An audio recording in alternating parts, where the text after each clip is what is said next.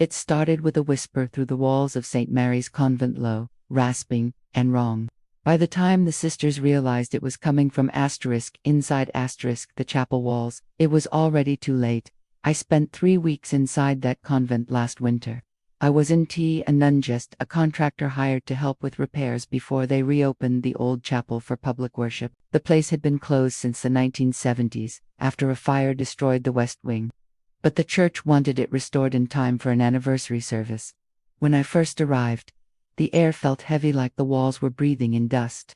Everything smelled faintly of incense and mold. The sisters who still lived there kept to themselves, moving silently through the halls in those long black habits. They never smiled. Sister Agnes was the only one who spoke to me much. She was older, soft-voiced, and nervous.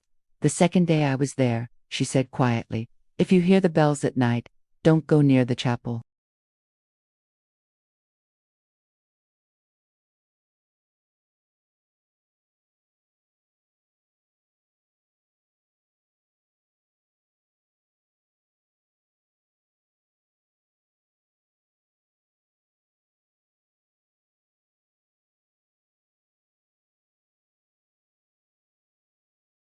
I stepped out into the corridor. The hall was freezing.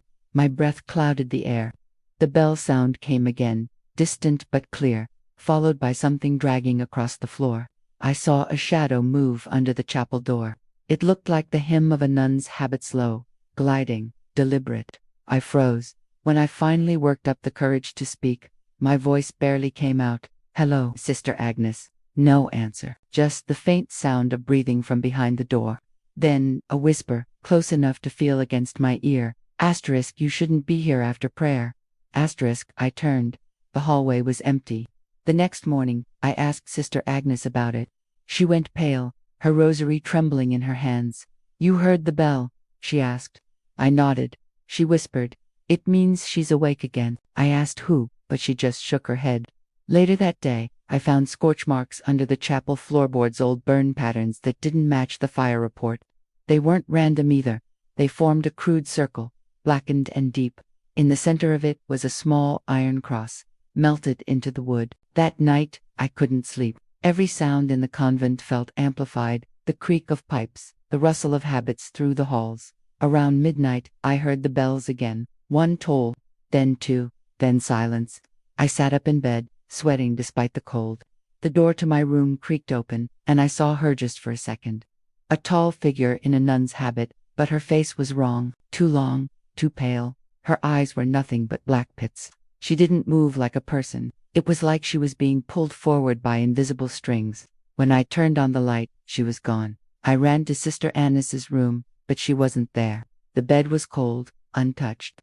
The hallway outside her door smelled like burnt candles and iron. That's when I noticed the chapel door was open. Inside, the circle I'd found earlier was glowing faintly, like embers. Sister Agnes was kneeling in the center, her hands folded, eyes closed. "Don't step inside," she said without looking up. "She remembers your voice." The air felt like it was vibrating. The cross on the altar began to tremble, metal squealing against the wood. And then I heard it again, that same whisper from the first night, but louder now, clearer.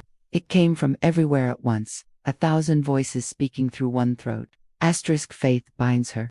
Doubt feeds her. Sister Agnes opened her eyes, and I saw tears streaking down her cheeks. "She came back when they rebuilt the walls," she whispered.